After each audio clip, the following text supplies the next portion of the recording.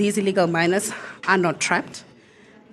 They simply refuse to resurface because they are avoiding arrest. Secondly, what we've put on the table is that an alternative shaft was made open where more than 500 illegal miners have been able to exit underground.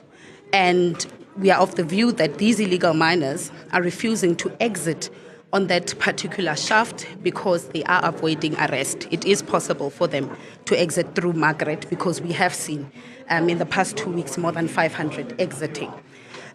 We have proof to that effect actually on Saturday, if you can see here. We have proof that they are not trapped because if they were trapped, they would have indicated. This is a note that was coming from underground. And if I can read it, it says, "Sicela ukutya lapha emgodini, food please." If these illegal miners were trapped, they would have indicated